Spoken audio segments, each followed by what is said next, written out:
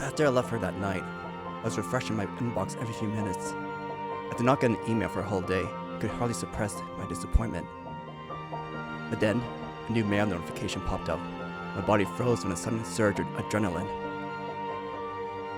After reading her opinions of watching Gattaca, I smiled in a way I didn't think I was capable of. She liked it. That one scene included. In that response, she wrote that we should meet in Dijon next time. That was a city I had never been to. Emily opened up a public transit, decided to look up how to get there. Despite us not even setting a date yet, I had to stay in my hand from responding immediately. I wanted to get an impression that I was busy with work or considering my schedule carefully. So after about half a day, I replied, "Sounds great."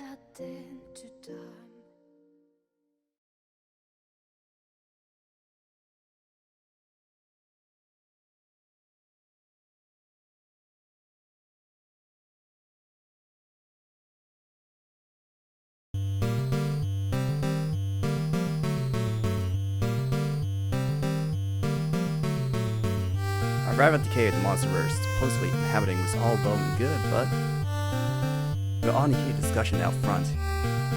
So my guess is regarding who would take the lead on this. I've already said that I will not be facing any monsters. Allowed such a role to someone other than me. You were not going to make a girl take the lead. That can't happen, you poor thing. It may be cliche, but we should probably have our hero go first. Let's see. Joss, is your mic set to the right mic? It sounds like you're talking through your laptop or microphone or something.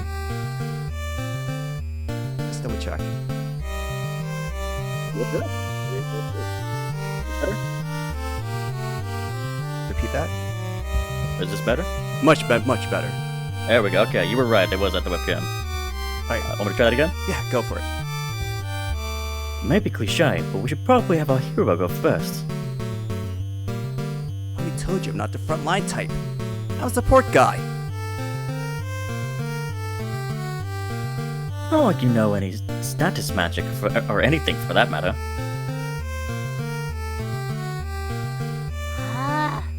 We're getting nowhere. Let's just do rock, paper, scissors, but without me. Just do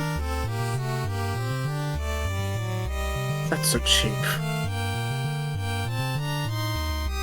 You want to make a girl take the lead? You're horrible.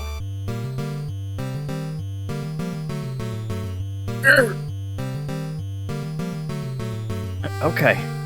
Rock, paper. It leaves us no choice. Please let me win.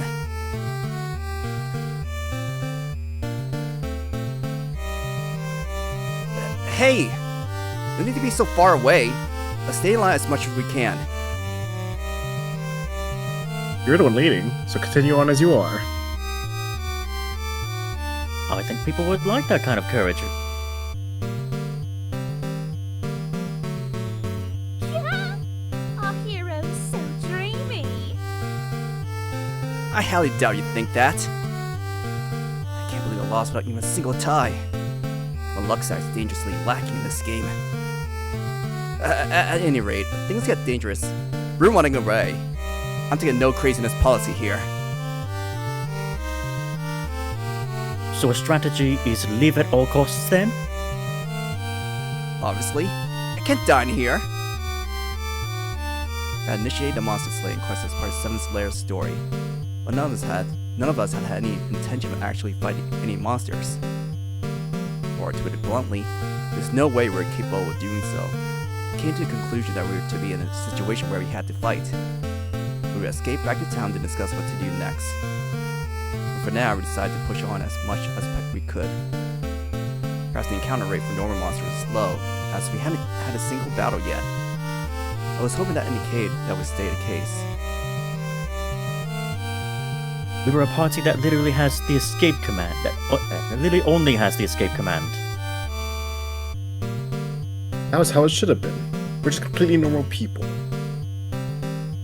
Well, if we consider that based on social status, with my elite standing, you're all essentially the worms under my boots.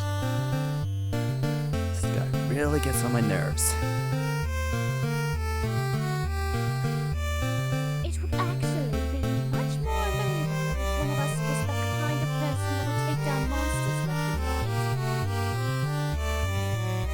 and right. Right. That would certainly be odd. Bet you're one of those wimps that can't handle the sight of blood. Even if someone's not a wimp, no one wants to see blood. No matter what kind of violent thing you do in a game, the visuals are limited to an extent. I don't even want to see it, let alone actually be the one making things bleed. Yeesh, what an opportunist. Okay, so you're saying you can be calm even in a situation like that? Of course, that goes without saying. I wonder about that. Either way, let's just not do anything dangerous. Absolutely.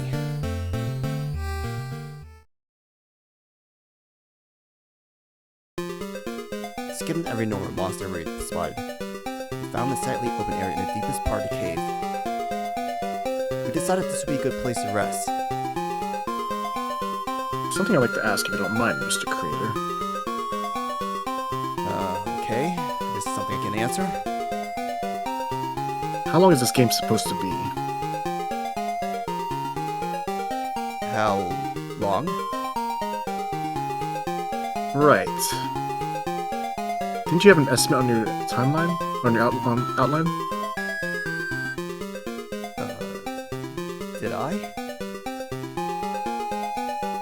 Considering just the length of the story, how many events did you think of, roughly? I had never planned on making anything epic or long. There's a number of generic missions, and then partway through there's a change in the world. After that, we head to the underworld where the last boss is. Wait, we're going to the underworld? You say you didn't want to make it epic. Yet you're talking about changing worlds. Shut up! Oh.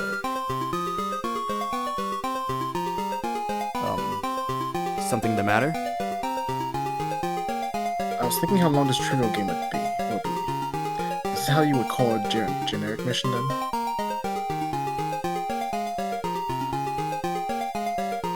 I think we're in for a long one. Yes, likely. And if we must defeat said last boss to finish this game, then aren't we already doomed, essentially?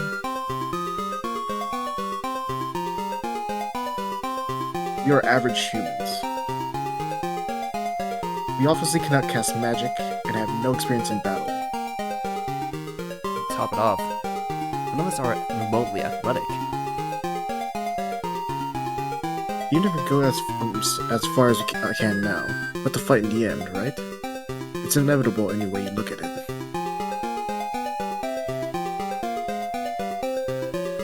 So do we have to train or what? Don't be absurd. I don't know what this last boss will be like as an opponent, but do you truly think we can train to fight the last boss in an RPG?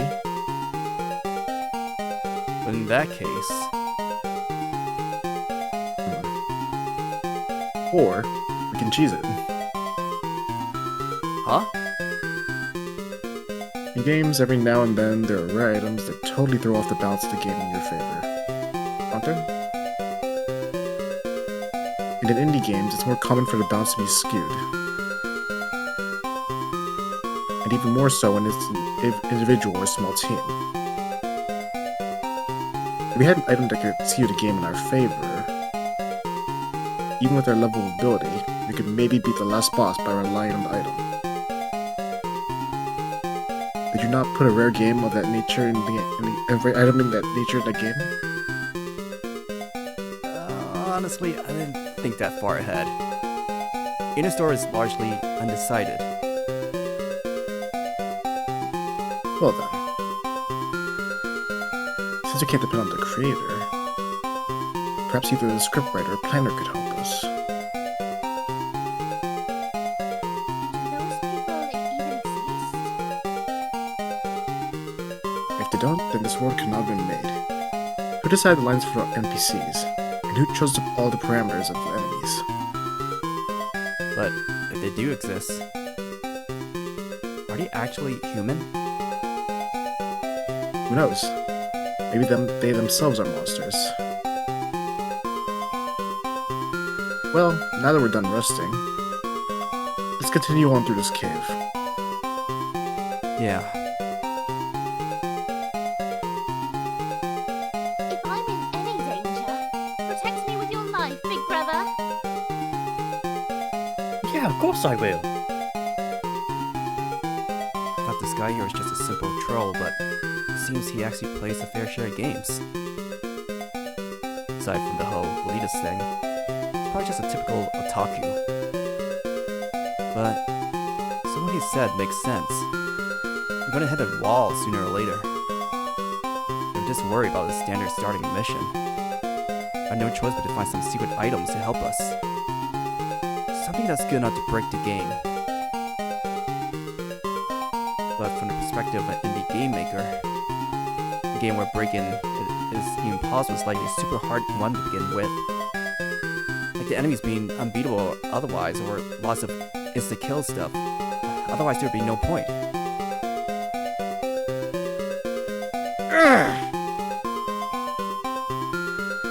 What is it?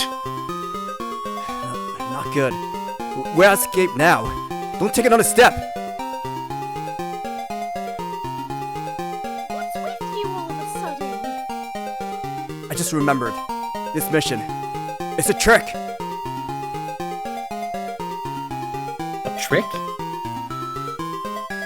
It's a trick that gets the whole party killed.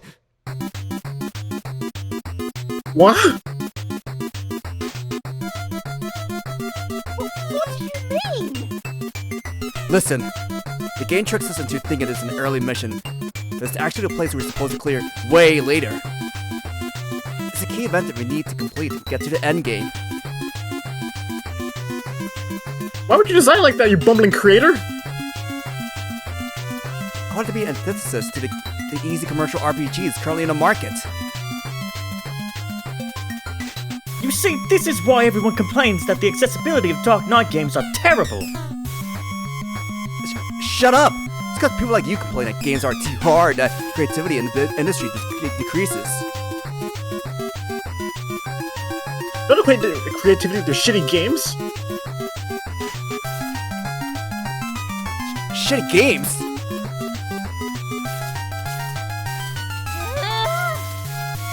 Whatever. Let's just hurry and escape. This is bad, right? So let's stop arguing What?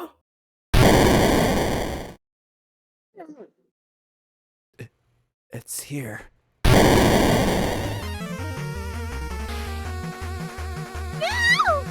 Big brother, save me!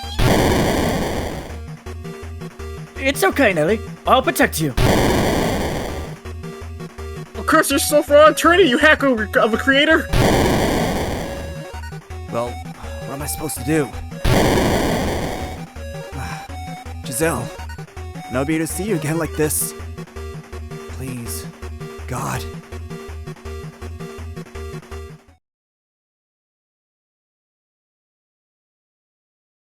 Huh?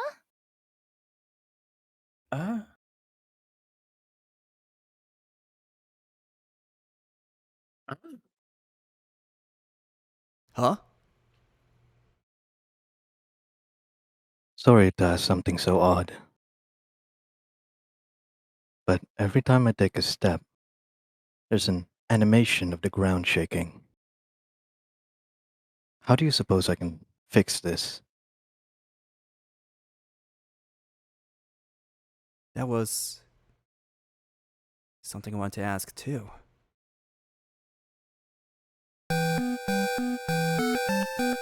I see. I think I basically get it. Deep in the cave we're venturing into, there's a tall man, not a monster, who comes to listen to our explanations. We gather that, like Jacobo who was given the role of Lord, he was given the role of the monster in the cave.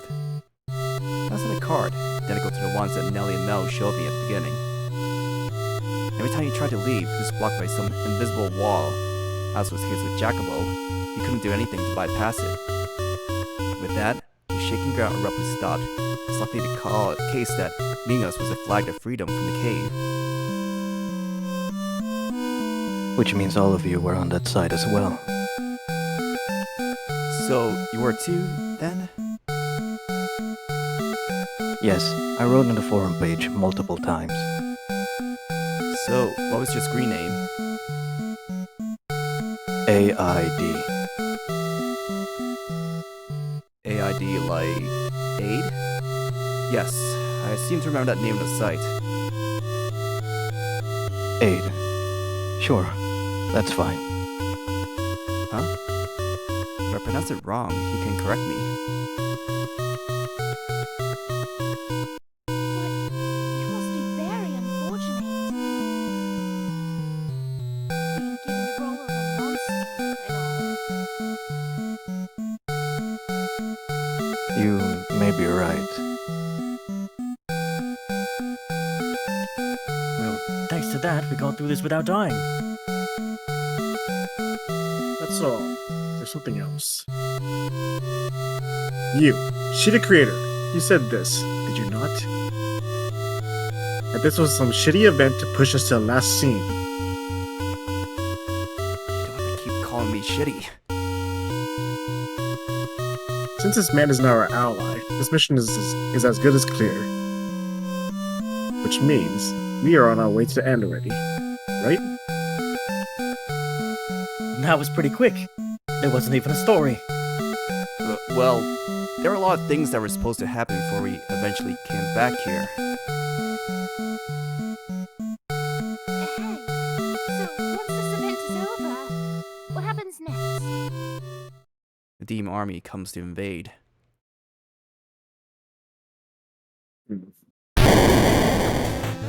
Wait! So does that mean it's already happening outside? Huh? What is wrong with you? Hurry up and say that sooner! You hack creator! There are too many events happening in succession. Usually have a long break somewhere with at least a save point. I didn't decide anything that detailed in the outline. I certainly didn't think things would develop this fast. If you had put more thought into it in the first place, this wouldn't be happening! Ugh! Don't blame everything on me here!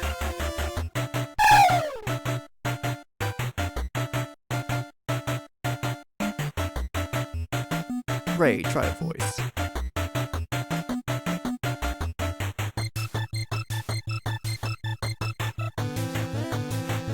Do you think you made the final the poor holy demons side with you? You cannot do this. Oh, it's really here! We didn't even meet the other three demons, though. Oh, I was one of the four holy demons. Hey, a humanoid monster. Speaking our language? So we need to end now. The monster more intelligent than evil. But the demon lord needs not to trifle with you. You will all die here. What? Big brother, no! Targeted! Are you naturally an aggro magnet?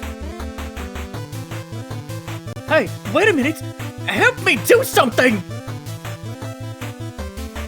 Okay, you create the version and we'll escape. Why is this turning into a repeat of the first scene? Is this really a moment we should be running away from? What are you? Of course it is! By no means of fighting this thing! Is there another option besides escape? What are you suggesting? If you can beat this monster, then be my guest and beat it! Beat it. I mean, kill the monster! Very well. What?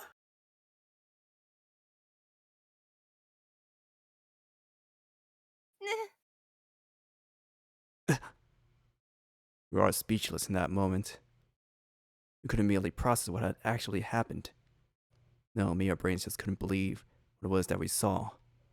Dark red blood filling our vision. Or, more accurately, freshly cleaved flesh.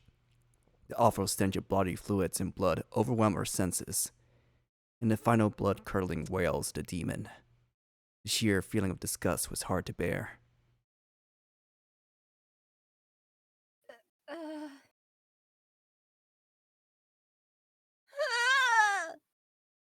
The realization that this man whom we had just met had just killed the creature without a moment's hesitation was starting to hit us. It was for the better. Had he not done that, we would have been killed. That much was undeniable. His actions saved our lives. We all knew that. We knew that. But still, the now slain monster was shockingly human. For us, modern-day average people, we couldn't help but feel like we were looking at a murder scene. A strange mix of guilt, fear, and the urge to vomit. It wasn't so much that he beat the monster, but rather, he murdered it. This was the right thing to do, right? The right thing to do? How did you, without hesitating, just kill it? Had I hesitated, we might have been killed. Yeah, true, but uh, no, right. There was no mistake. This was right. The right thing to do. It was a demon. It would have been even stranger for you to do nothing. I'm so glad we have someone who we can depend on for this. Jacobo undoubtedly felt the same way we did. He's just trying to find the words to justify it. It goes without saying that we had no other choice. That had to be done. But that didn't take away from the fact that this was senseless murder. He was trying to convince himself. But there was one thing I can't look past. Let me ask one thing. You, just now. You were smiling. Were you not?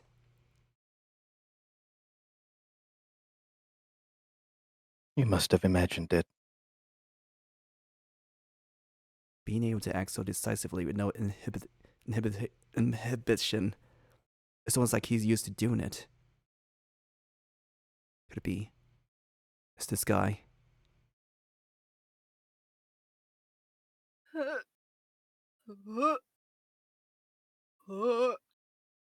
Nellie?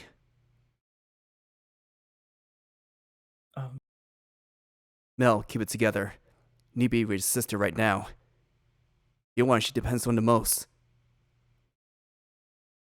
Mell? Forget it. You're not getting through to him.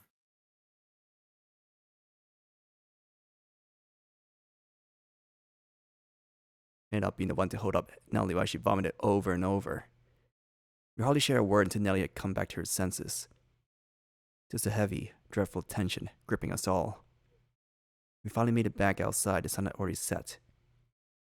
No one had the energy for any small talk. We all agreed unanimously to go back to town to rest. Seven's Lair was already approaching the end. Did this game have a goal? If it did, what could it have been? Why did it exist in the first place? It was by complete chance that we were the ones gathered within it.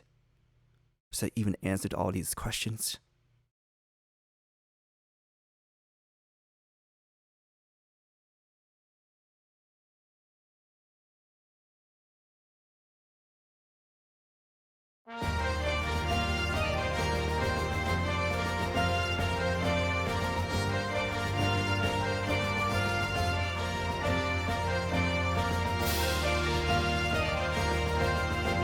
You two aren't dating yet. You two aren't dating yet?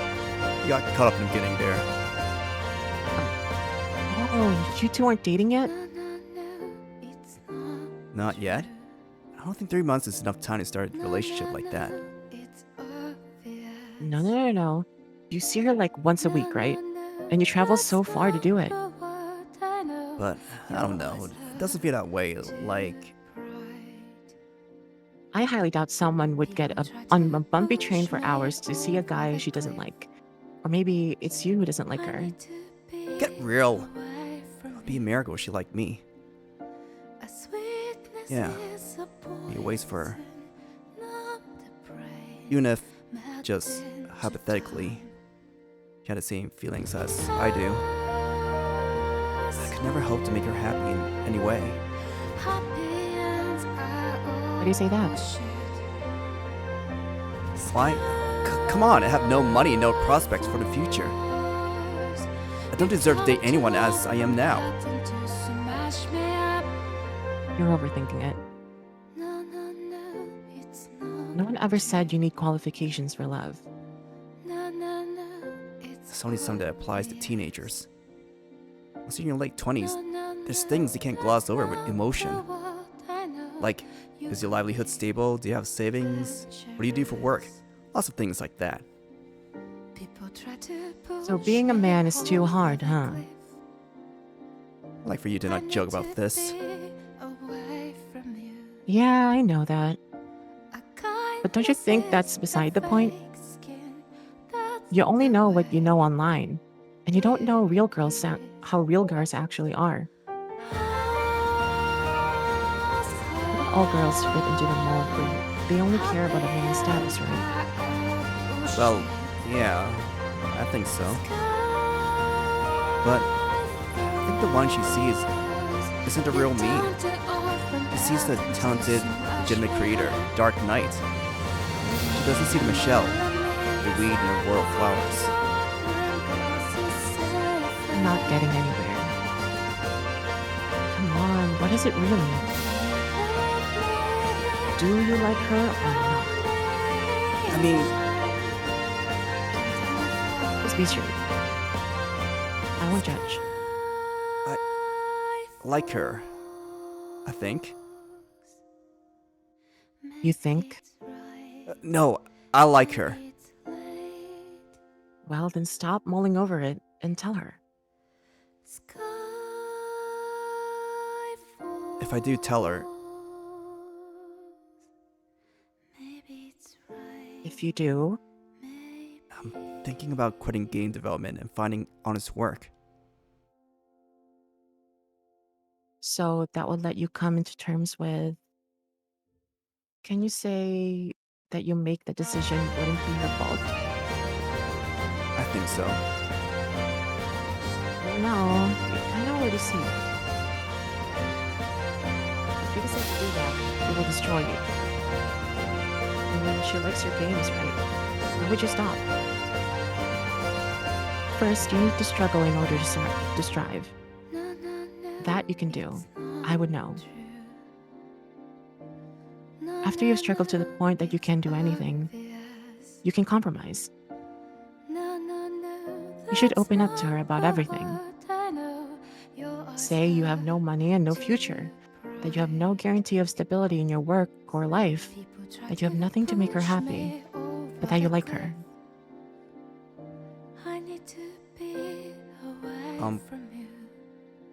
Thinking about going to Leon. Really? Okay then, here's what I'll do. I'll put all my money on the tables flipping, and you get totally rejected. I thought you were on my side. I am, I just think I'm a little jealous. You're getting a girlfriend and me not having one. Huh? You don't have one? Did you really think I did?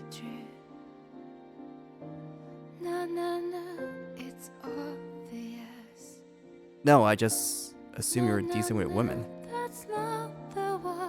Virgin, you hear? A virgin. Oh. People try to push me over the cliff.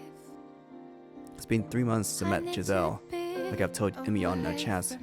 Met pretty frequently. Text often and after exchanging phone numbers and had calls here and there.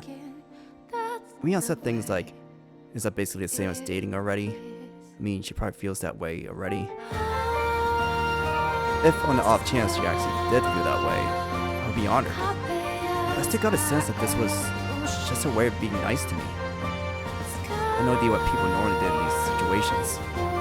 For me, it was more difficult to read cues and make inferences about girls than it was to be any kind of game. I couldn't get along smoothly with regular people anyhow, so I was even less capable of knowing if it was okay to act with this emotion. Although, to be honest, I had one girlfriend in high school. Well, you can call it someone whose hand had never held, never any further than that, a girlfriend.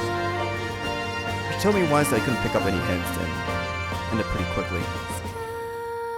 I've forgotten all about it, but since meeting Giselle, the memories were kind of seeping back.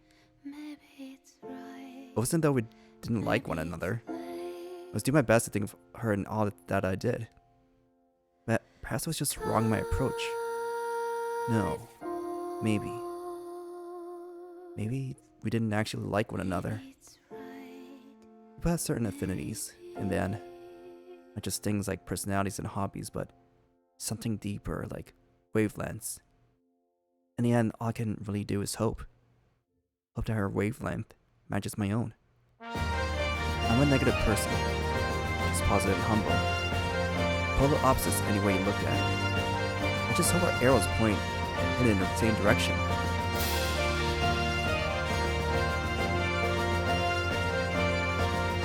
As I arrived at Leon's station, Giselle had apparently already been waiting for me, pranced away with a smile as soon as she noticed me.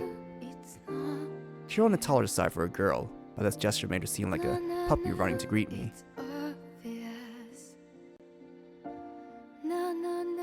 That's not the word I know. Your eyes are too bright.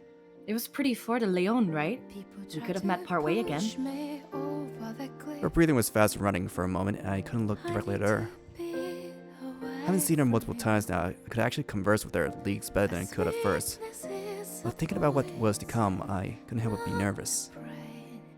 Well, you came out to Paris to see me the first time. Well, that's true, yes.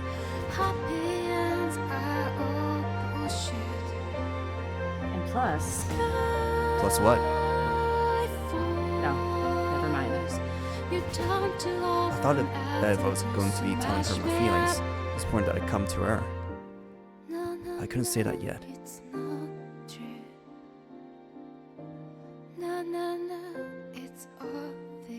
Is there anywhere Is there anywhere that... I think it is you. Guess we'll find out. Is there anywhere that you wanted to go? No, I didn't really decide on anything, but yeah, maybe we could go on a walk somewhere? I need to be away from you. What? Is just a walk okay? Is that not good? That's the way It's totally okay. I'm actually happy. I can introduce you to all the sights that I see normally.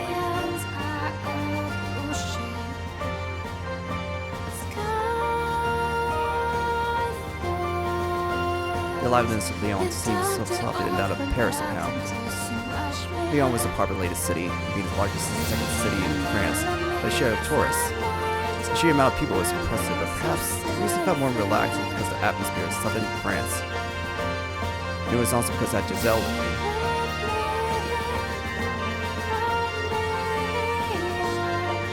ever visited Lyon before? No, it was my first time. I haven't left Paris much at all. Well, to be perfectly honest, I rarely leave my house. Oh, is that so? I'm so glad I get to be your first. My heart jumped. I wish you wouldn't say it like that. I failed trying to laugh it off and end up clearing my throat. And also, it was my first time going to Dijon as well. Bourges too? Bourges and Agerton and Orleans. I said something about my response was funny, just I was grinning wildly. I squinted beside her and she responded in a seemingly elated voice.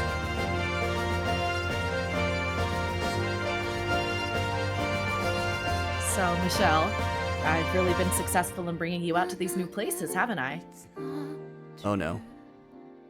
Am I getting myself into a trap that will reveal everything? If she never came along, would I have never gone? For her to be so special that even a shut-in like me can get up the energy to get out of my house. It's like she was trying to pull it out of me. I was very unsure how to respond, but she smiled as she looked over me.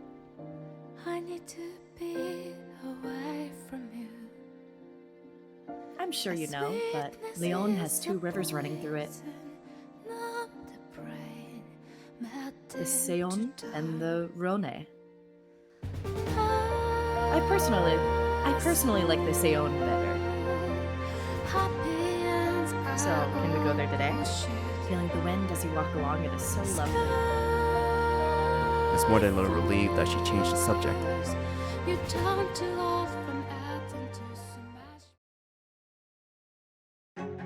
The surface of the Seine River had a strikingly deep color to it.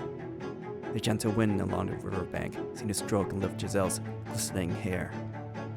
This dazzling scene could have easily been something out of a portrait. I slightly regretted not bringing a camera with me. There's something I've been wondering about lately. She lifted her eyes to meet mine. Azori's eyes seemed to pull me in. Why'd you decide to tell me your impressions of my games?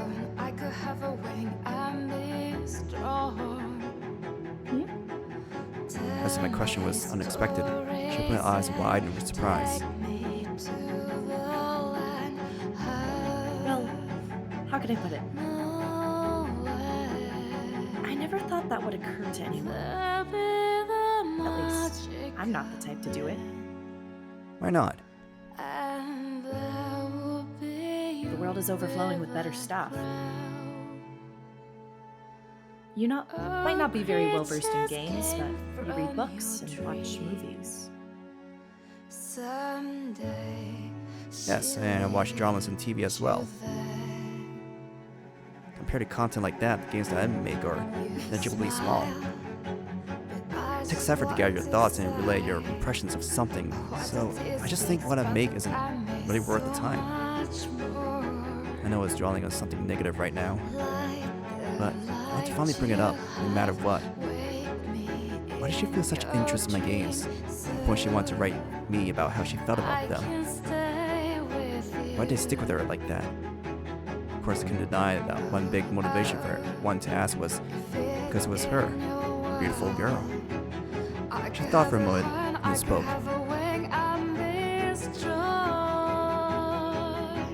What would you think? It isn't worth the time. Well, like I said, it's just too small to even be. Is something bad if it's small? Something in her face seemed to hint at anger. I honestly think you do something amazing. I mean, you create worlds all on your own, don't you? Well, but most people who play them just toss it aside.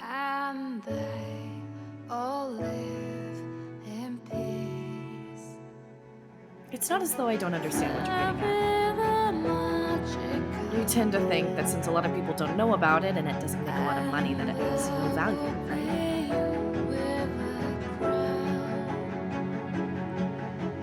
I sometimes think that I don't get real results. There's no meaning in it. What kind of results are you looking for? There's not just money in it, and if this result includes reaching someone's heart in a meaningful way.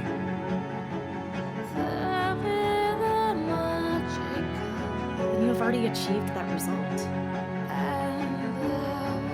Your game's reached my heart. I love the worlds that you create. A strong gust of wind came through. Her black hair fluttered. The slight pink of her cheeks looked more vivid than ever. With each smile that she gave me, her words, her very existence seemed to pierce my heart. Such an underhanded technique. Hearing those words from her, having her smile at me so. I had no chance of resisting utter captivation. I couldn't even pull my eyes away in nervousness. Giselle, I don't like you.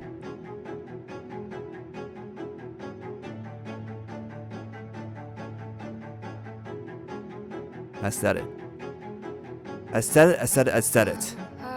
I should have, I don't know, had a better approach. I should have waited until at the sunset before us. I should have prepared better emotionally, or with better words.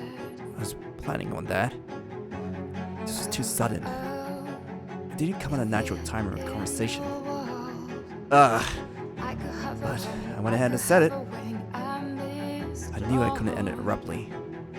Don't look away. Keep it together. Take a deep breath and continue. I revealed my feelings. It's easy to tell her by her face that her entire brain has stopped. Her cheeks then grew red and her hands started moving in aimless confusion.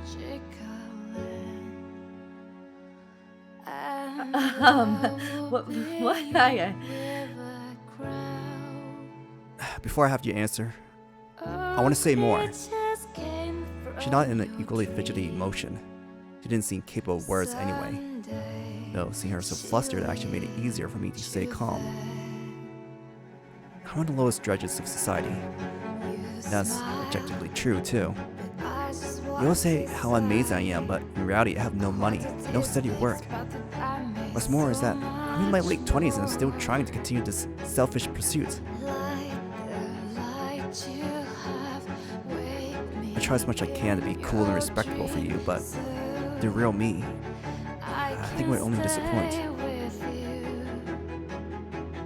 You might be reluctant to introduce me to your friends, and when we're together, I think it would be more likely for me to cause you problems than make you happy. But I always wish that we can be together, spend a longer time together when we are. So much so that I think it would be a bother to you. So at least, so I can be a guy worthy of being with you. I'll try my best. Can we start going out? I said it. Said all of it.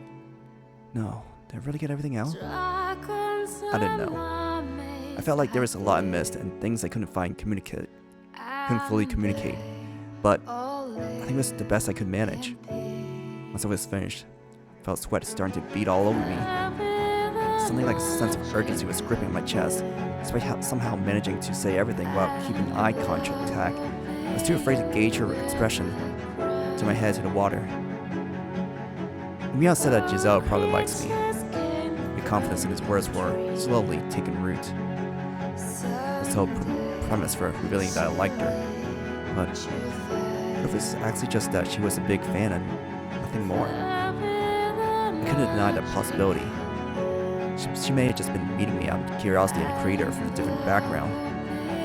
Following that line of reasoning, an intense wave of fear bubbled inside. 1, 2, 3 seconds and the sounds continued. It was too long. Maybe she was appalled at how I just unloaded my insecurities on her. Under such baseless thoughts swirled inside my head. When she finally looked up at me to speak,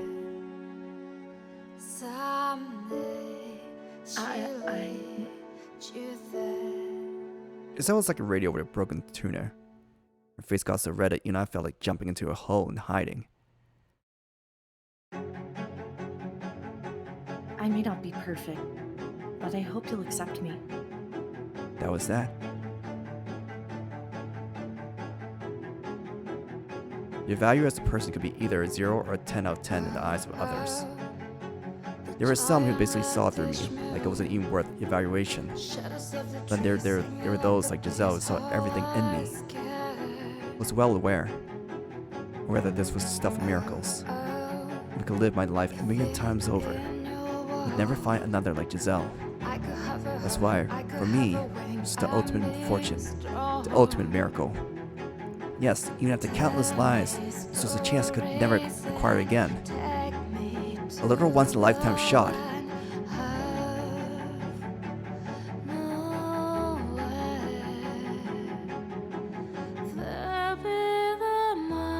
Giselle.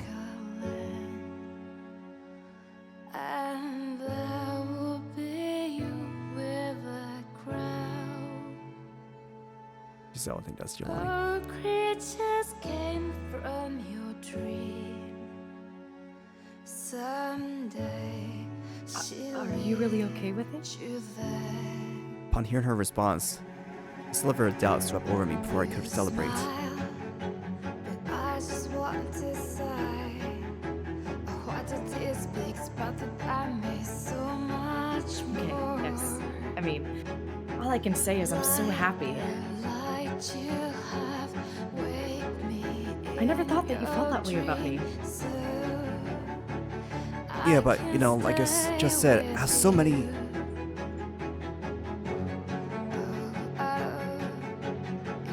Oh! I know that. I understand what you mean.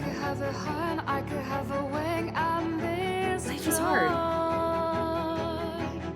And your efforts don't always pay off like you want. But then you told me that you'd endure it and try your best, right? For me? Yeah.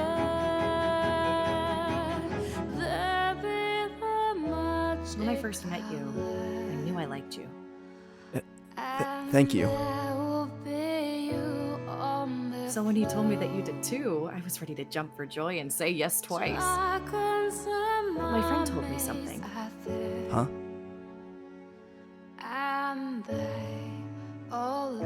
If that guy tries to be a leech, then cut him off. That's something we'd never try to do. So yeah, there's no problem then.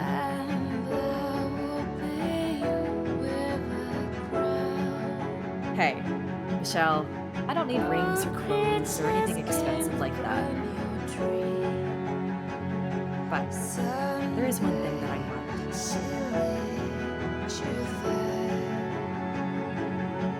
I want you to let me be the first to play your games. That's just... Wow. Could she have just said that would have hit me harder than that? I want you to be first, too. How was she able to know exactly the words I wanted to hear? Now I can only fall for you even more. Giselle, could never leave you now.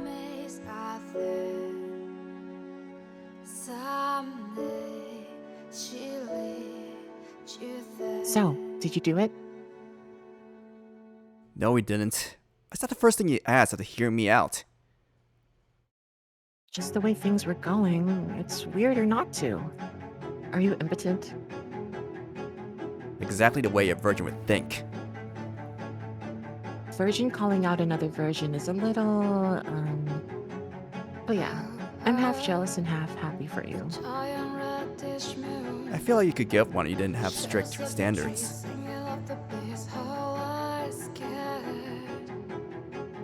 Think you can say that when you haven't even seen me?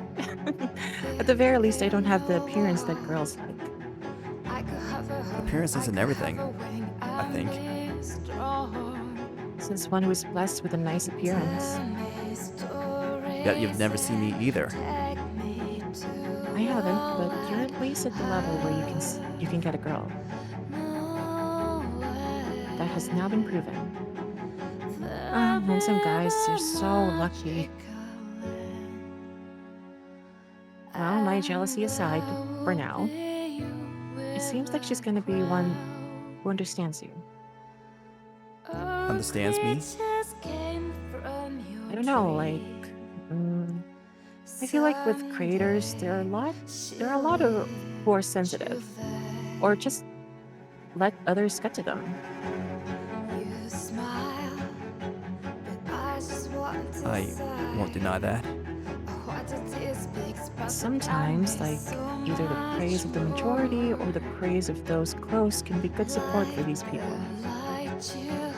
And those close to you aren't just family, but friends, accomplices, even lovers. Heck, even someone you have a crush on who doesn't reciprocate. If a lot of people say no, as long as those close to you say yes, I feel that can be a motivation that you need. So, What I mean is, it seems like you finally got your motivation, huh? it's been like our usual exchanges.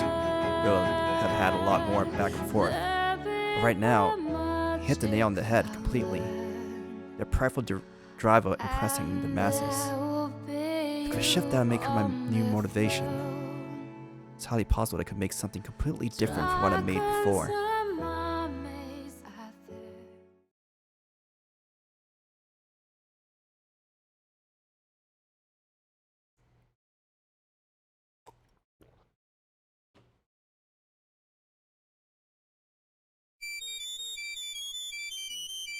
Hey!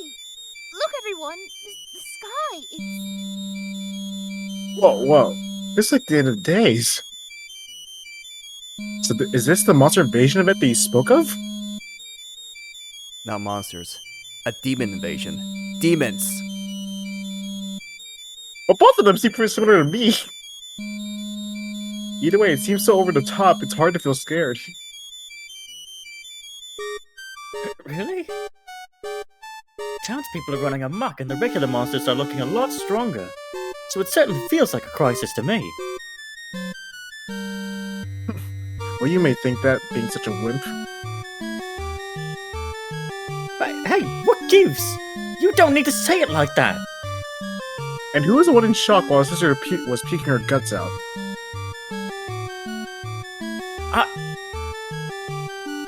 Jackable, you don't need to be so hostile. Yeah! Big Brother didn't do anything wrong.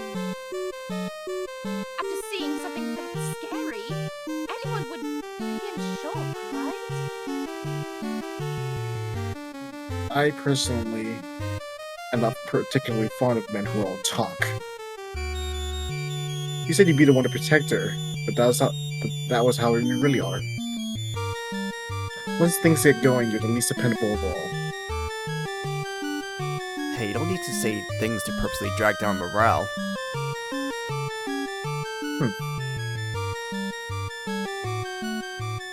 Big Brother did nothing wrong. He's always so great.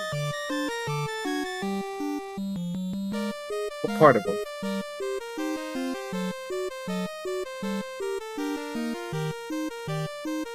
This is very odd. The beasts that chased us are not pursuing us into the town. Oh, that's just the way it is. The map has different settings. Map settings? What are you on about? This is the game world. Monsters can't come into town. The town map is a safe place. Sorry, I don't understand what you're saying. You ever tried an RPG before? Oh, no. Rocket-propelled grenade launchers are hard to come by. Oh, not an RPG. Why would you bring a military weapon? That's what an RPG is, isn't it? A role-playing game. Jeez, no point in even explaining it. Seems like this one here has no understanding of games at all. Video games. Ah. Right. I'm far removed from those. I have no interest, I suppose. Aside from video games, there's lots, right? Don't you play any mobile games? Mobile games? Are you a boomer?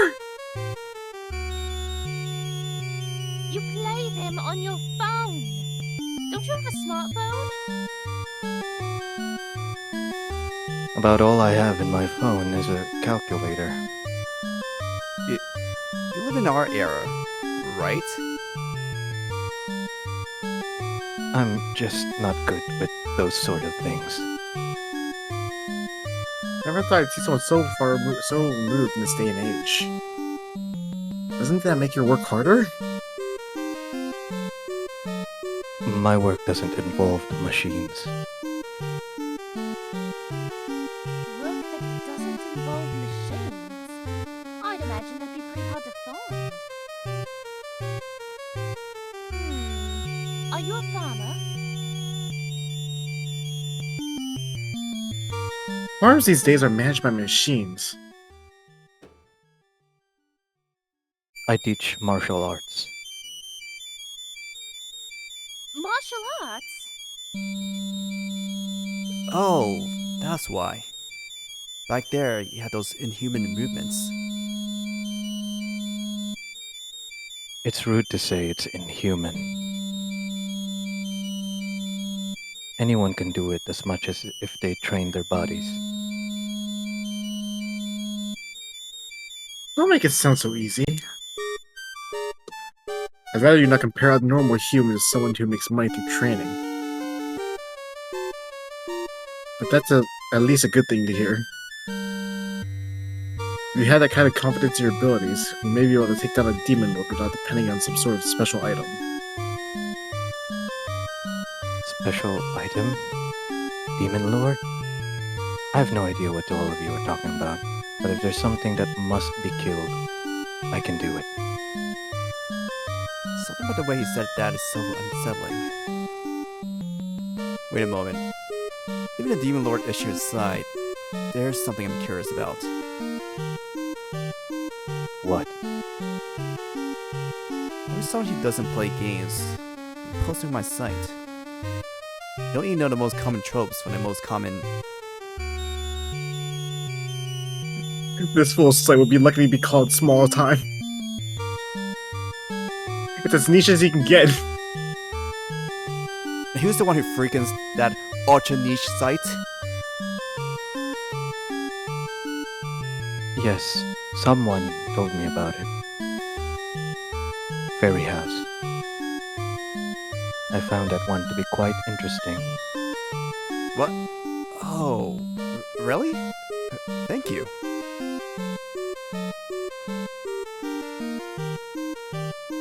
Aha!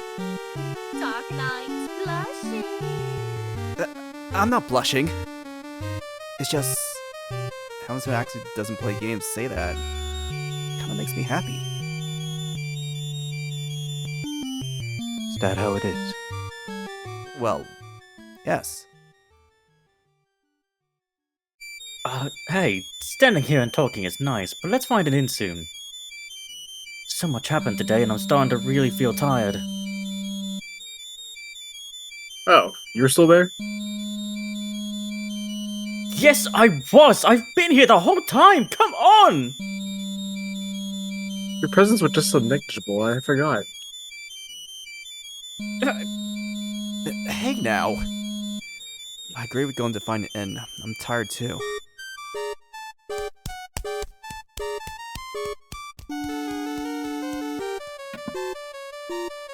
Ah, good hero and party.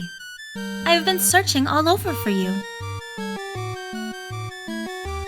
Oh, it's that NPC. It's that NPC. Her line's changed.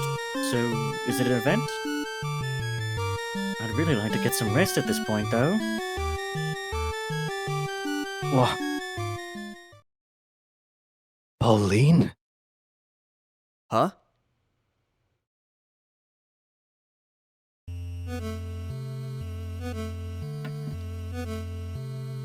Word that your warrior has bested the 4 holy demons has reached me as well. It seems that we were right to leave this world in your care.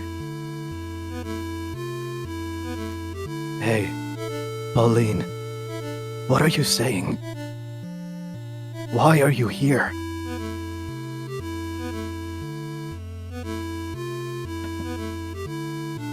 But the Demon Lord's revival has been carried out. His power dwarfs the power of all other demons.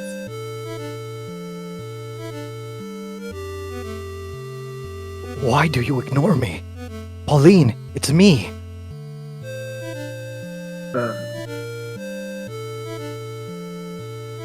I was only able to help minimally in your battle against the other demons. But in defeating the Demon Lord, I believe I can offer you something vital. And I also have something important to tell you all. Pauline, stop this nonsense.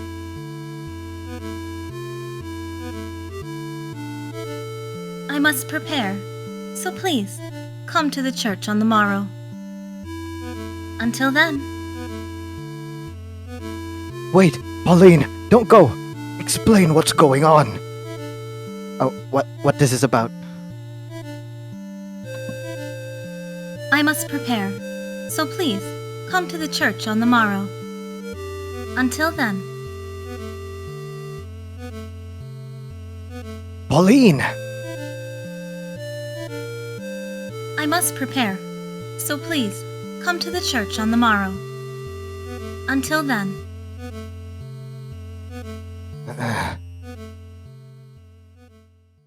So that...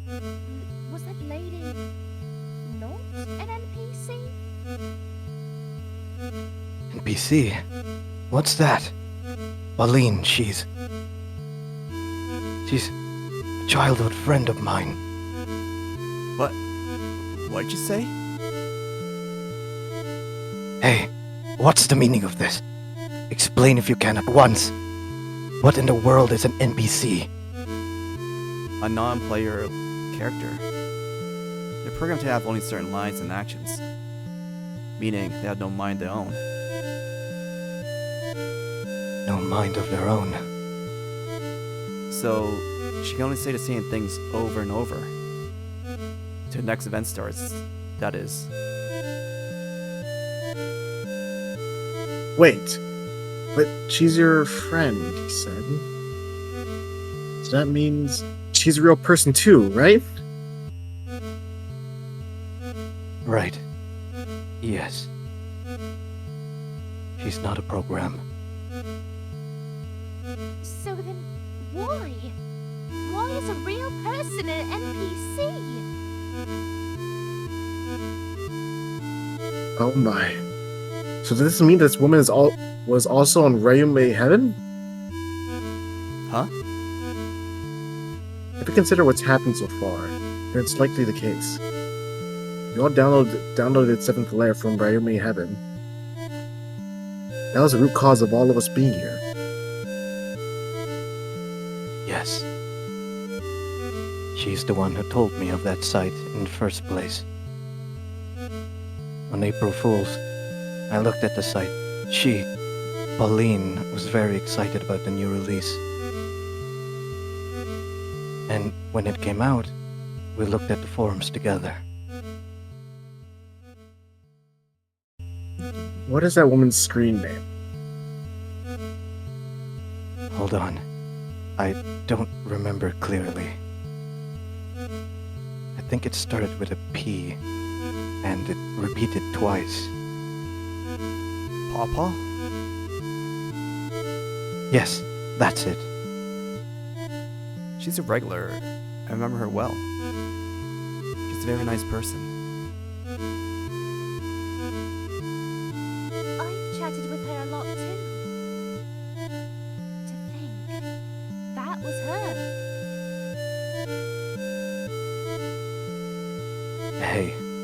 Michelle, right? You're the owner of that site, you said. Yes, I am. You really don't know anything?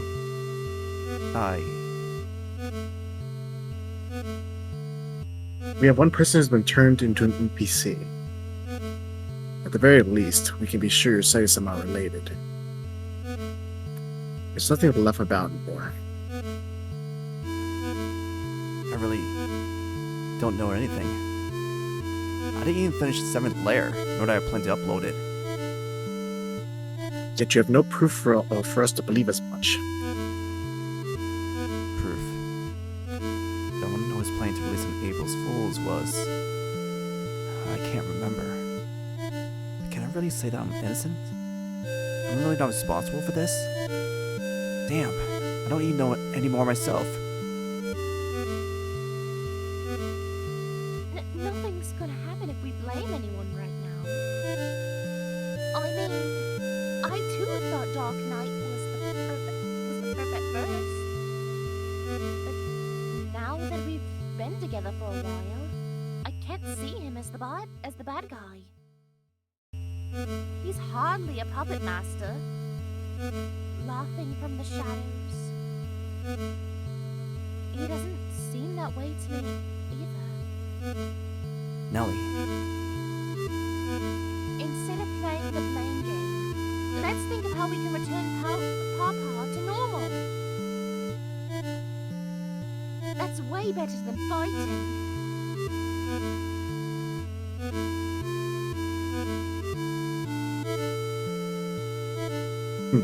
Let's do that for now. As long as you agree to, Aid. I feel really bad. You're all wrapped up in this. If only why you and Heaven never existed, it would never turn out like this. It's probably not your fault. And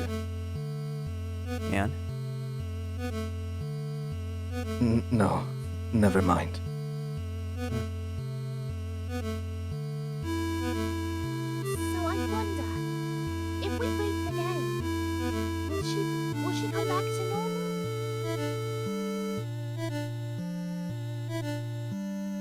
If we can get back to reality in the first place, that might solve everything outright. There's no guarantee that's how she is outside of the game. Either way, our only option is to push forward. I suppose that's all you could say. Well, to the end then. She told us to come to the church tomorrow. The story won't advance regardless of what we do tonight. Yeah. Mell. What? Me? Yes, what is it? You've just been quiet for a while now, so I was wondering if something was wrong. I don't know, you just feel strangely aloof. What? Oh, come on, did I seem like that? I'm just a little tired is all. Sorry to worry you. No, that's all it is. Papa's become an NPC. I feel like the situation has changed in a weird way. Mel's peculiar behavior was concerning. I just wonder, things change for the better?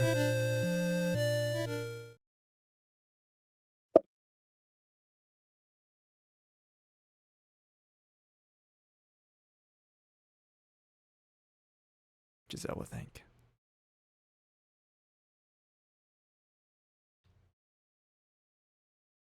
How about you put a song on? A song? Give Fairy House a theme song. If you can, please put this in the next update. What kind of song do you want? Let's see. I think a gentle song would be nice. And the lyrics? Can I think of them?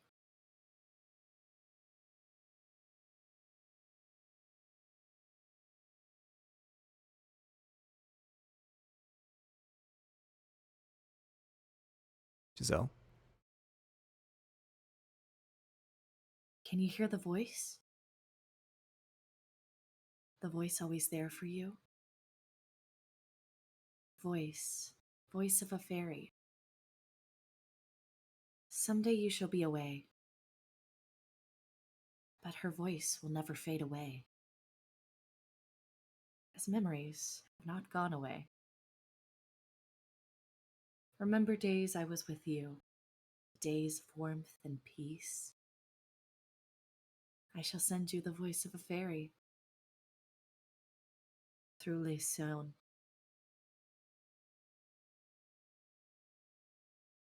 it shall reach you true.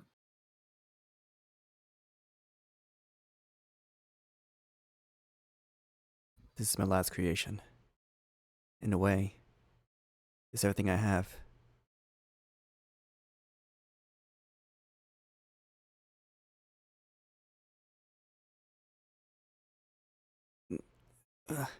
Yeah. A dream. What was that? That felt like a horrible dream. The last creation? What the heck is that supposed to mean? What in God's name did I make? Why is that when I try and remember, I start to feel sick like this? Calm down. That right now, it was just a dream. Nothing more. I should go get some fresh air.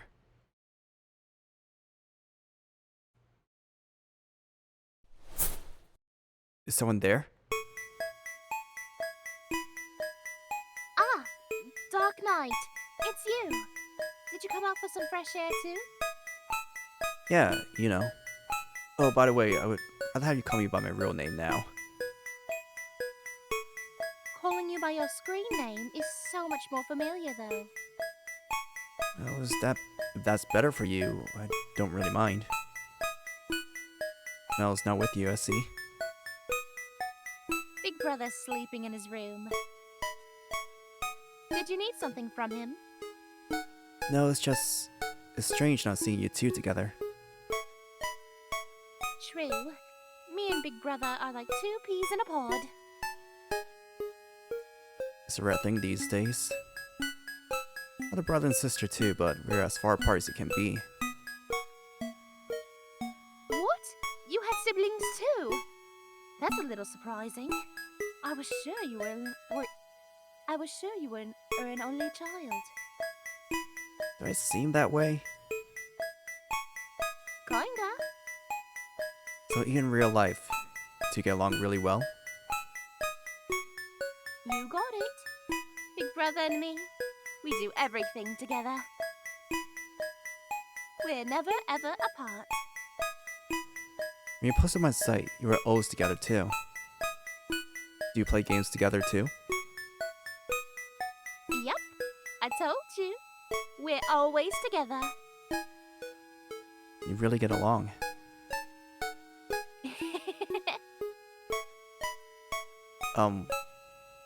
About what happened before.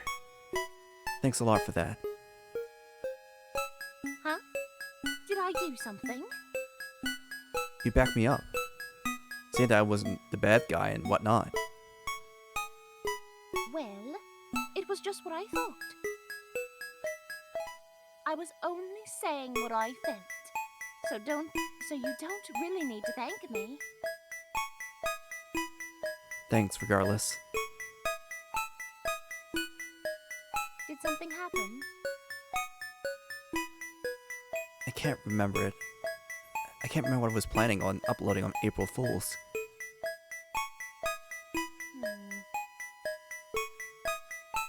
It's like there's a perfect little hole in my memory. When I try to remember what was there, I start to feel slightly ill. I'm really not the maker of 7th Lair. I'm not the one who dragged anyone into this.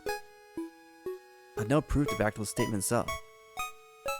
He said that I'm not the type to be pulling the strings from the shadows, but on the off chance... You're worried about what you might have done during that hole in your memory. But still, I just know it wasn't you. What's wrong with forgetting a little here and there? It's not like you would completely change into a different person, right? Good people don't just change into bad ones all of a sudden. So it's totally okay.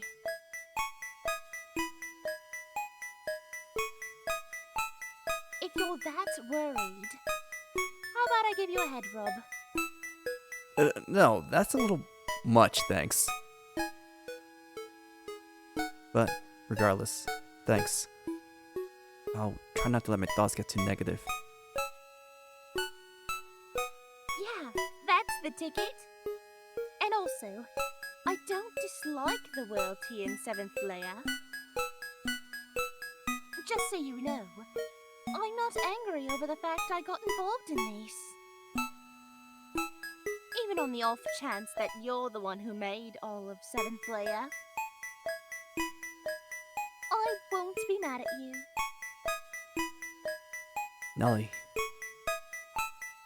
I'd even be fine with it staying here for a while. wouldn't you want to go home, though? Have family in the real world and friends. I don't have any friends. Huh? Surely you probably have some. Why do you think so? Well, I mean, you're a friendly person, and we're active in the forums. With words, you can be anything you want. Just because the character on the forum is positive and friendly, doesn't mean that the real Nellie is like that. And even now, I'm only keeping this persona up because it's not technically real. Hey, don't tell anyone else. I was bullied at school. What? You say it like it's nothing. It happened a long time ago. But it made me want to stop going to school altogether. So, I stayed home. That's why Big Brother is my only friend. As long as I have him, I don't need anything else. In the real world too, I don't need anything. And actually, it had been a long time since I had talked to anyone but him. I think you're special, and the others too. Since we talked online so much, meeting in person like this, it was easier to have a connection. I feel like we're friends? And you were easier to talk to than I expected. I could tell you were a well-mannered person. And JB wasn't actually that terrible of a guy. No, he's terrible. He's just dissing Mell to high heaven back there. Well, yeah, that made me mad. But like, I get the feeling he's just the lonely type. Yeah, I can agree with that. You seem to be looking for attention on the forums. I know I didn't exactly have the thickest skin, though. At least, you're all easier to be around than my classmates. You and JB too. I know it's weird I don't have any friends that are my age. I can't seem to mesh with kids my age. So at school, I was always alone. Even if I have to force it, I know that I have to make friends sooner or later. I wonder. True, having friends your age is better, and I don't know. it seems like it's easier to be mobile in society. So in that sense, it's definitely better to have friends at school. But honestly, in my school days, I didn't get along well with other kids either. I mean, even as an adult, that's still true. But it was that I had no friends at all. I ended up finding a like-minded friend online. I didn't know his face and I didn't know his actual age. But still, you're right against a friend who you only have shallow interactions with. It's clear which one is better. It's not all about a profile you can put a face to. So, I think we can be friends. We're different ages and nationalities and we can't talk about school or anything. But, I don't think that's what's important. You'll be my friend too? I think I can be quite a troll to you on the forums. Oh, there's no question now. Okay.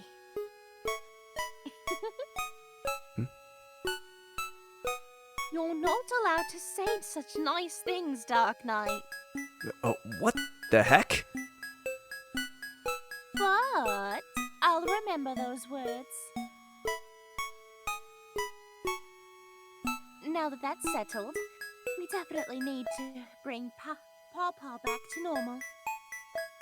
Yes, indeed. You and her always seem to have friendly chats. Yeah, because we're both on Team Girl. Obviously, we'd get along well. I always thought that Pawpaw was just a guy pretend to be a girl online. I'll keep that to myself. So, how do you feel now? You think it would be okay to go back to reality? Yeah, just a tiny bit. I feel like it'll be okay. I'm glad.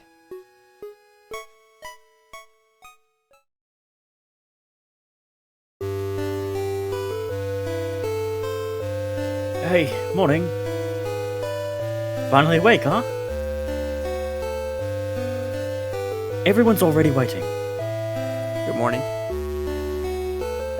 Whoa, you don't look so good. Are you okay? I'm not a morning person at all. Wow, a textbook shot-in gamer. Shut up!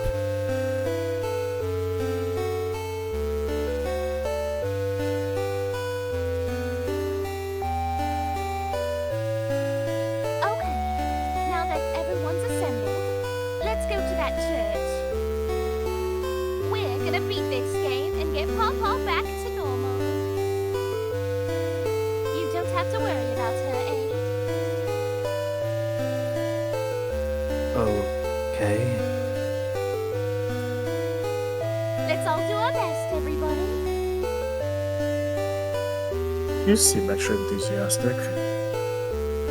Did something happen last night?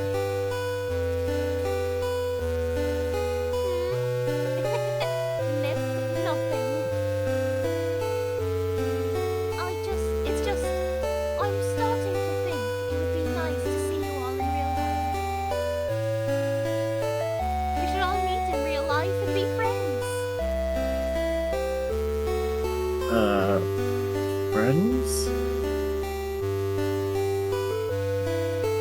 Yeah, can we not? I see you as a friend too now, JB. What? Yes, indeed. An elite such as myself is a polar opposite of net nerds like you. But if you insist that much, I suppose we can be.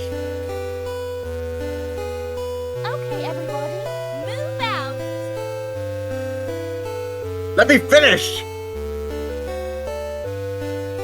know what we talked about last night really resonated with her. It did, and I'm glad.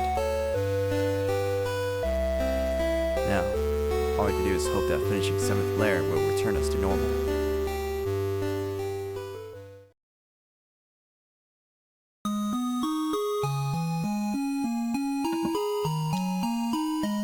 I was awaiting your arrival, hero and party.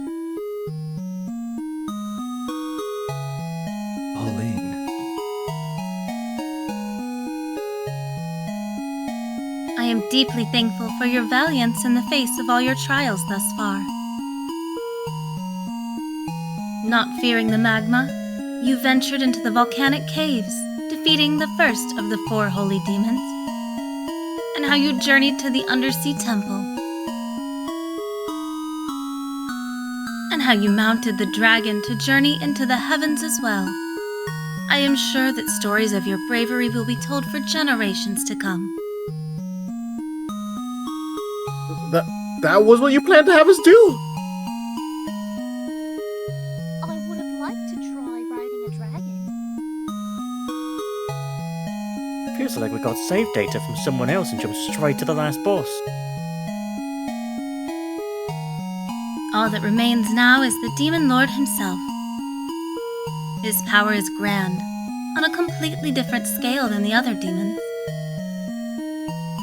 However, there is a secret regarding the Demon Lord.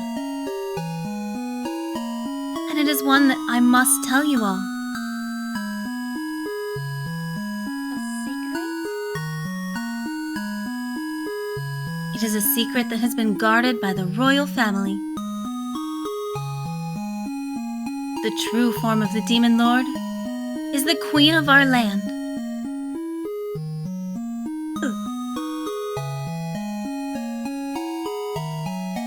When the Demon Lord invaded our land in the past, the Queen used her own body in an attempt to seal the Demon Lord away.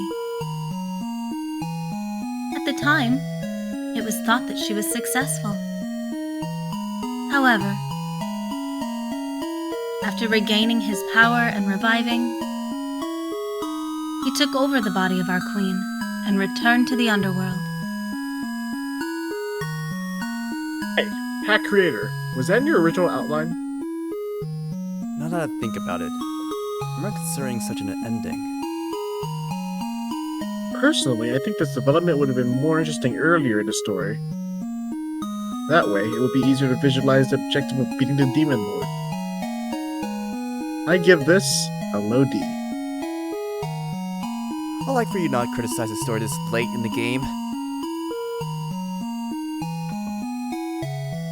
Defeating the Demon Lord would mean killing the Queen as well.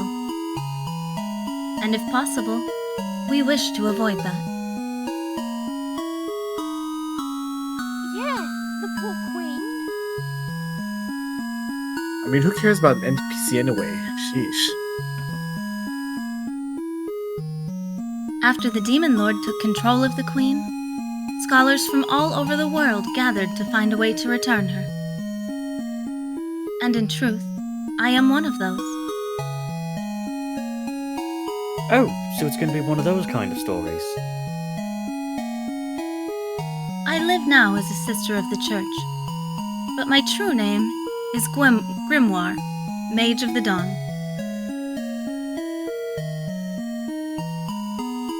Stop messing around, Pauline. You're a normal person.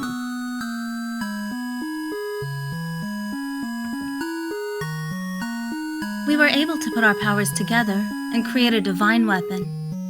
It has been dubbed the Paladin's Dagger. If you thrust this into the Demon Lord, he will be vanquished, and the Queen shall return to her original form. Here it is, our OP weapon. I knew you were a full-blown otaku. However, the Paladin's Dagger is not yet complete.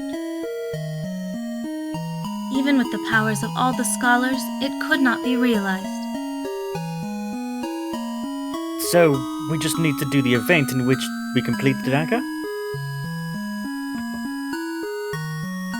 To finish the Paladin's Dagger, the soul of a strong warrior is required. Huh?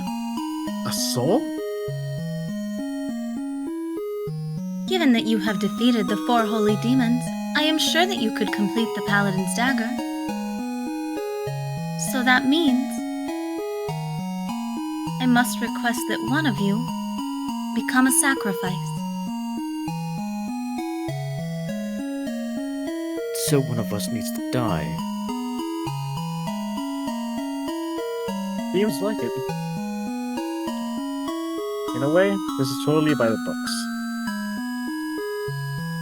We have sad events with one of our friends dying, and that makes the final battle all the more epic. Yeah, pretty much. Should have told us beforehand. Gah. I completely forgot it developed like this. I realize that I am asking something terrible of you. And I apologize. Which is why I will not force your hand. You all have two choices before you. One is to decide who will be the sacrifice, complete the Paladin's dagger, and save the Queen. The other is to defeat the Demon Lord outright, as well as the Queen along with him. That settles it. No way one of us is going to die for this. The Queen? I have no idea she even existed until a minute ago. And plus, now that we have an 8 on our side, we don't even need no P weapon anymore. You could take on a Demon Lord, no problem, right? It's not even up for consideration. Okay, I'll be the sacrifice. Agreed, you see... What?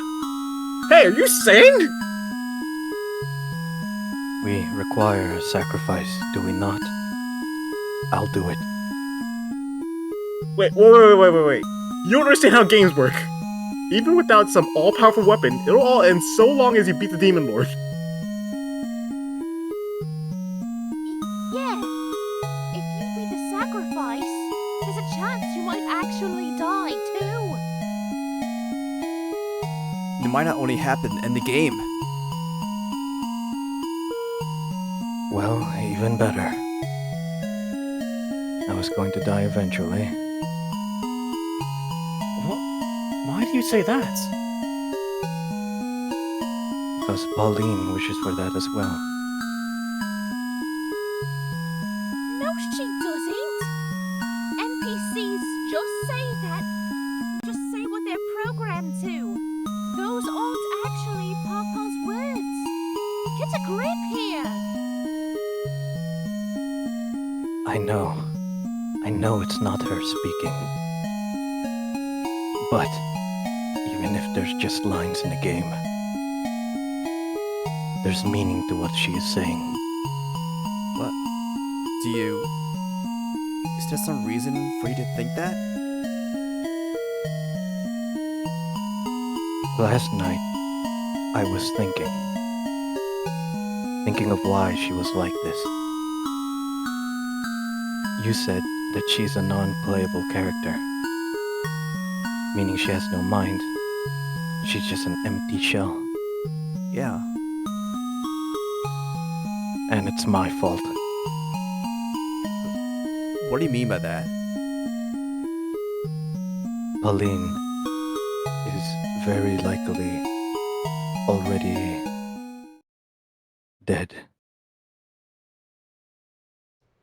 What? Dead? What are you trying to say? Whether before or after being pulled into 7th layer, I cannot be certain. But in the real world, she lost her life. Which is why it's only a shell of her that remains in the game. I think that is the answer. Wait. What led you to think that? Why is she dead? How could you just be a shell? How?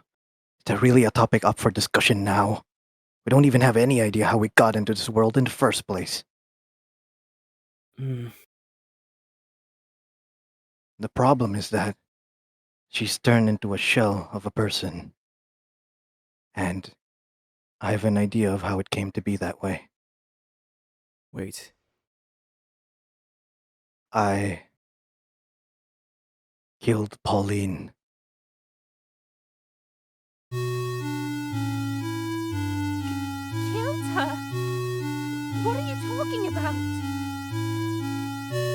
Hey, cut the jokes. That's kind of like saying that you're some kind of murderer.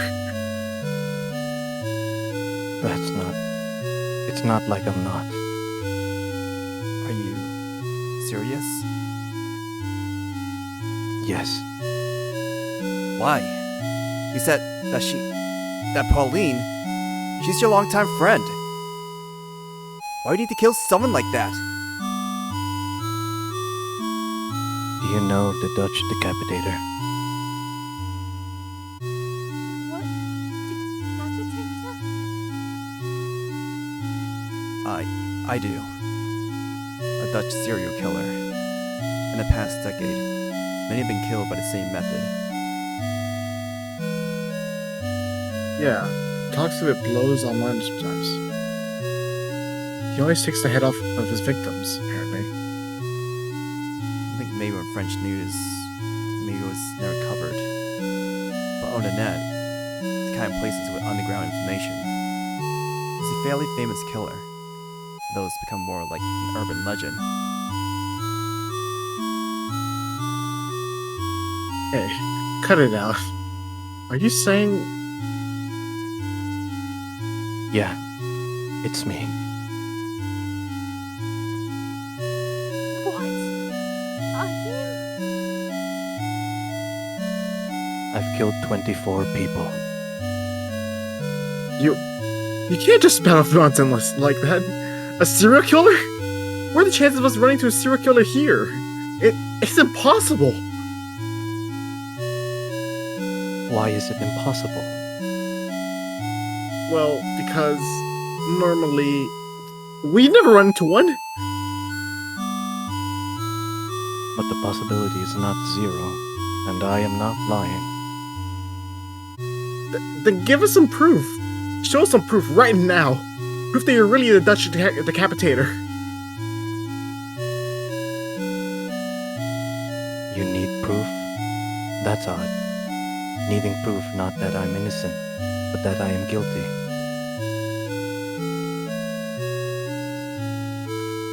I can't believe it. In fact, it actually makes sense. After you maintain such poise in the face of a monster like that, so my eyes weren't deceiving me. Yes, as you said, I was perhaps smiling at the time. Why? Why would you murder anyone?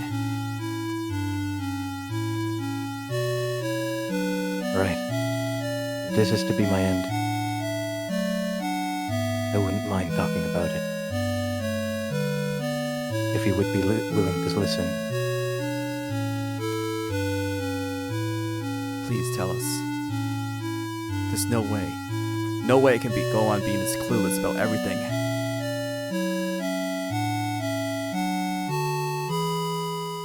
Okay, I'll talk then.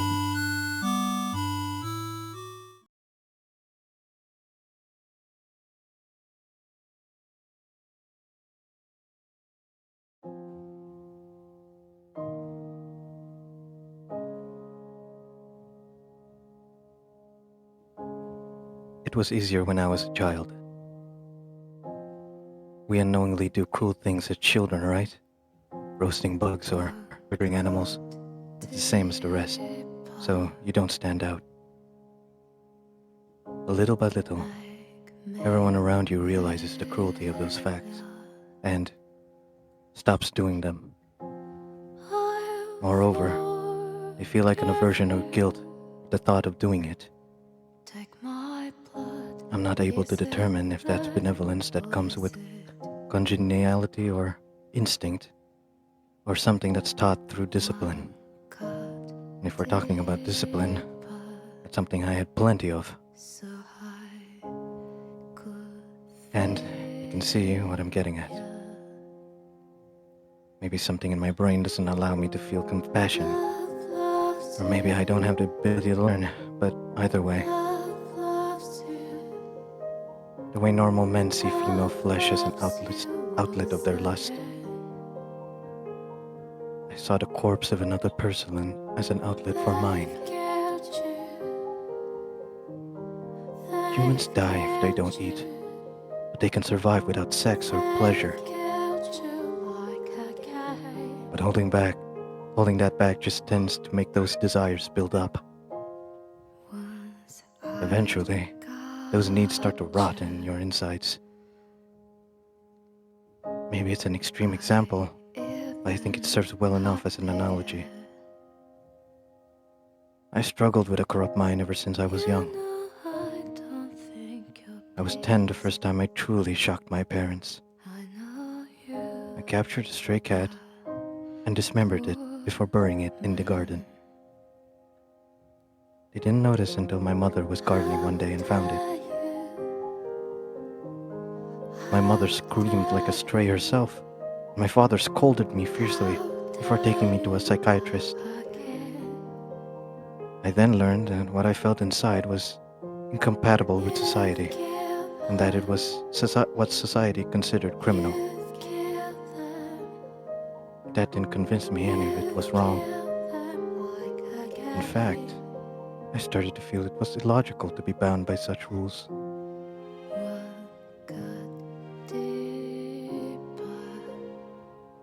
I was 12 the first time I killed someone. No one knows about it. And I've never told anyone about it. Thus, you all will be the first to know. I recall being on the way home from school. A husband and wife were just talking. The woman was next to a stroller. She wasn't focused on it at the time. She was involved in the conversation and likely thought there was no danger to the child in the broad daylight. I was a child as well, so she was not suspicious of me. Naturally, adults are ones to fear, not children. I passed by the woman and then I realized I had her baby in my arms.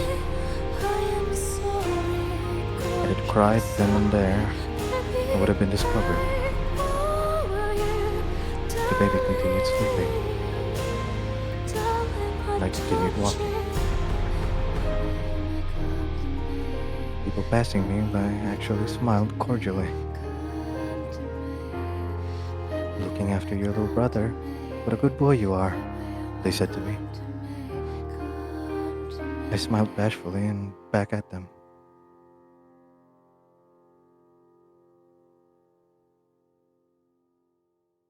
I went on into the forest from there. I put my hand to the baby's neck.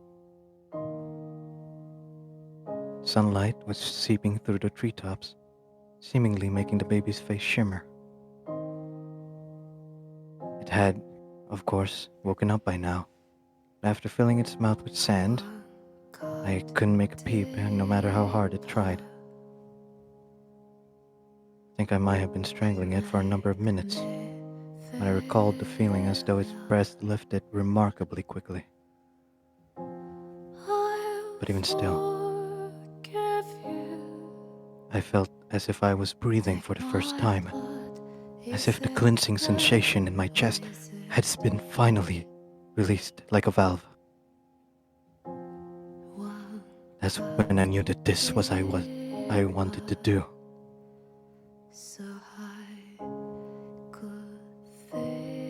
You didn't want to hear it? I see. Sorry. But if you don't understand that I've always been insane, we won't get anywhere. Why did I kill? Why am I called the Dutch Decapitator? Why did I kill Pauline? There's only one thing I can say to sum it all up. I am insane.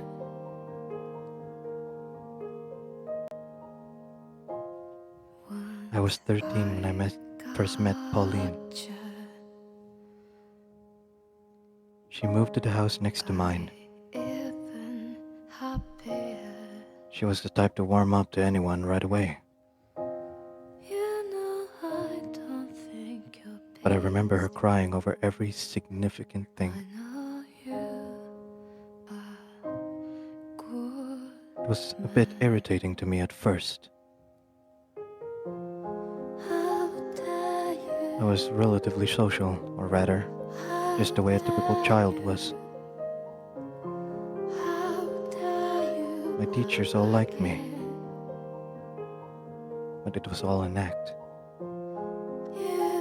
But Pauline, having moved in next to me and being about the same age, started coming over to play regularly, and by the time I spent alone began to dwindle. It was easier for me not to have talked to anyone. Keeping up a facade is tiring after all.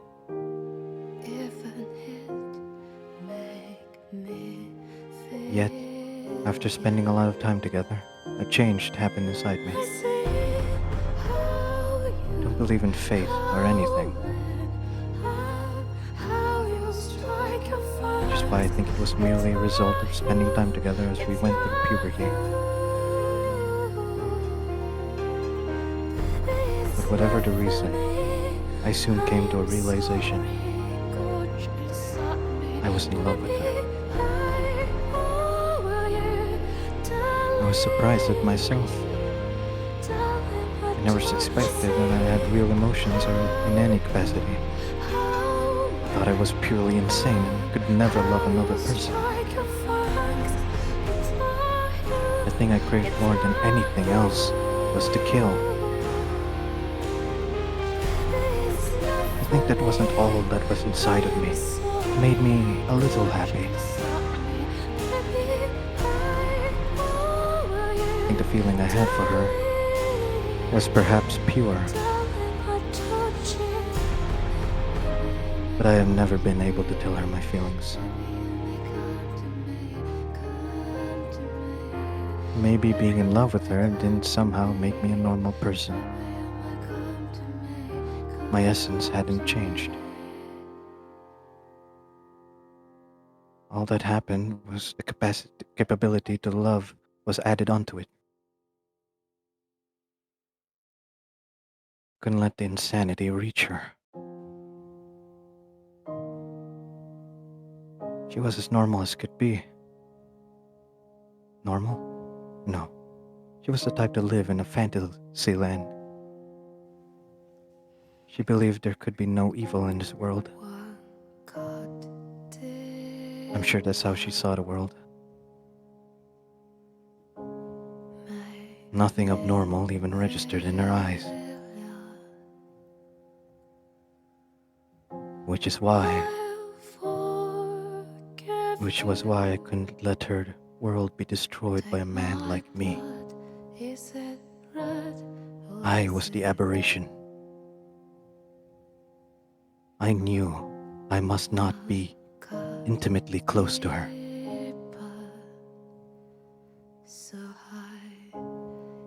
While keeping a damage-free distance, we grew to be good friends. Nothing had changed.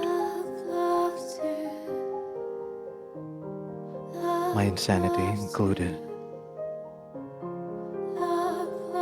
It didn't dwindle nor decline, but stayed within me.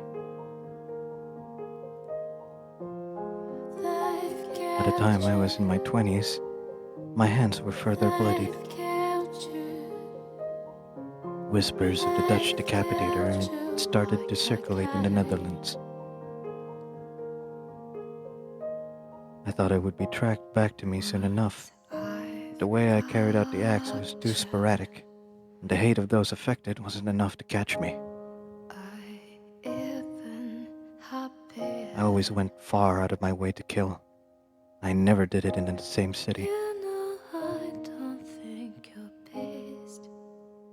When I was 25, though,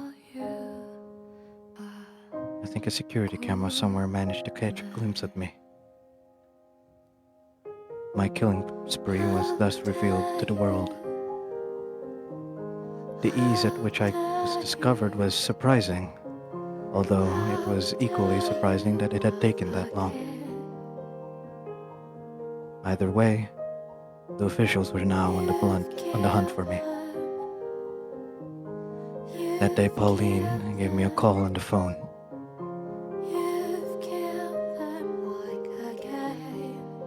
It was pouring rain that day. I had a raincoat pulled tight over my face, making it hard to see and breathe. Thinking about it now, the raincoat felt very much the way my life did,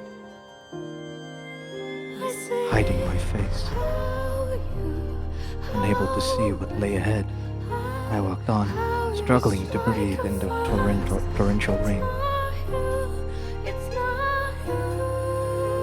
I knew I shouldn't have, but following her invitation, I headed to her apartment where she lived alone. She was careful not to alert anyone else when she invited me. She gave me a cup of hot chocolate and a freshly washed towel with a pleasant smell. Nearly in tears, she said, "It's okay. They'll know you're innocent soon." I figured. This was the way she was. There was no insane killers and criminals in her world. She would never think the man sitting before her was one of them, nor would the possibility ever enter her mind. And then, for maybe the first time, I laughed out loud like a maniacal fool. It was funny in a way, but also very sad. It was the first time I revealed myself to her. And then she would finally know the real me. I always thought I didn't want to destroy her perfect world. But actually, I wanted her to understand me. To understand the insanity that was me. I wanted to be in her world. I did it. All of it. Pauline, What? For 10 years now, I've been killing people little by little. What are you saying? I've always been a killer, Pauline.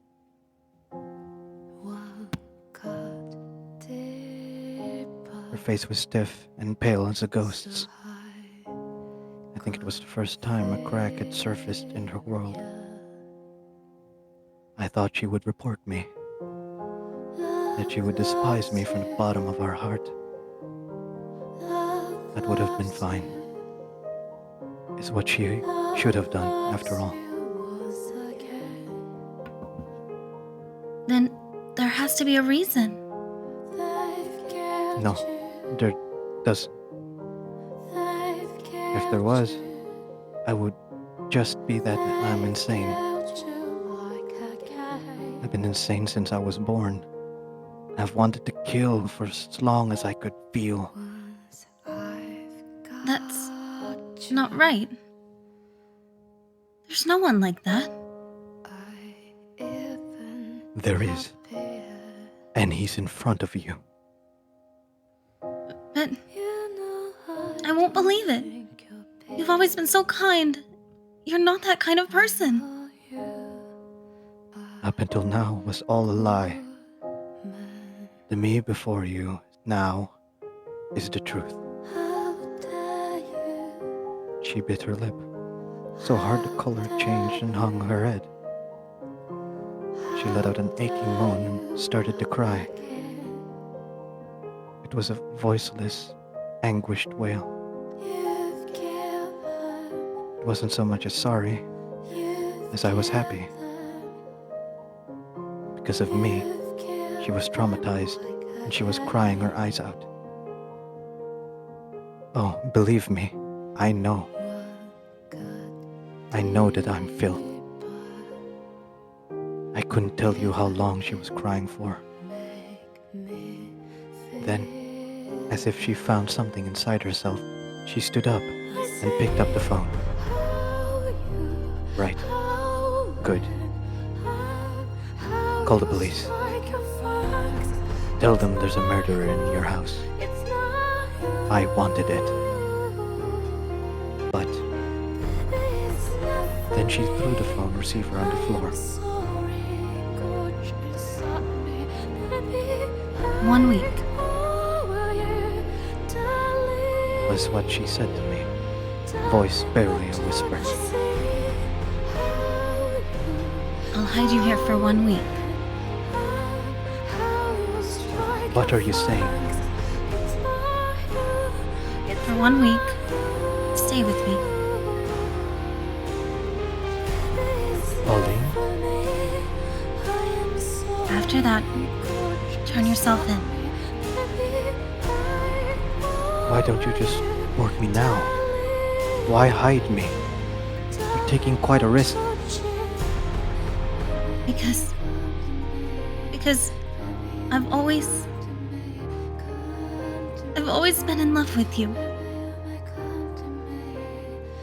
Where did I mess up? I thought I kept a sufficient distance between us.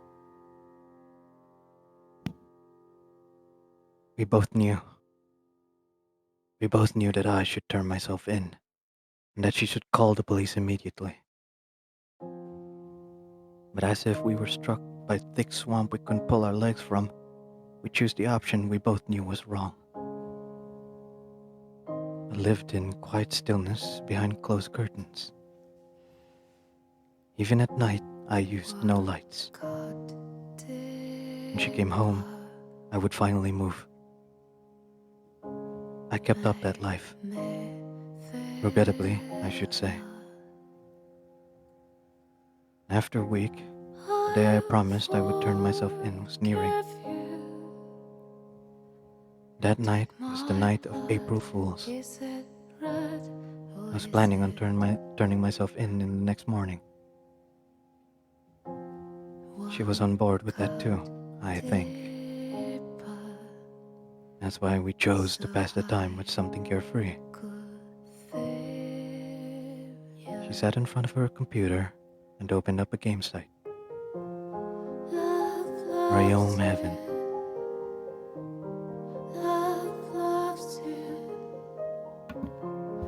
So, the guy who runs this site, he's releasing something new tonight.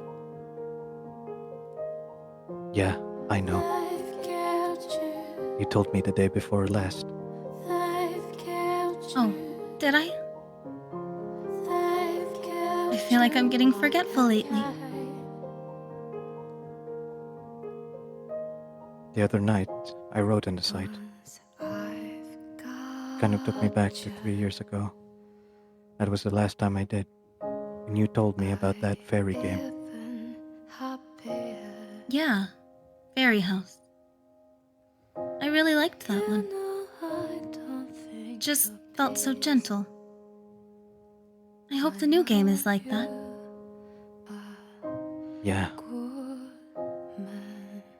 She had just gotten out of the shower. Her wet hair draped over her neck. In my mind, she was still the same little girl as always. But the smooth contours of her neck and shoulders looked erotic, making her appear as a woman to me. I hope it goes up soon.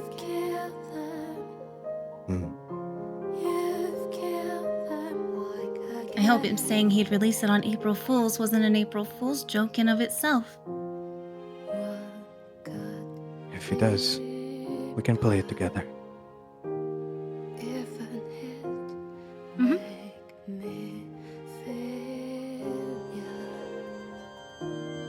We'll have to stay up all night to beat it. Hey, do you remember Fairy House at all? Yeah. You give language to the fairies. You don't give it to them, you just become able to talk with them. So, what kind of words did you teach them? What kind did I don't remember. Oh.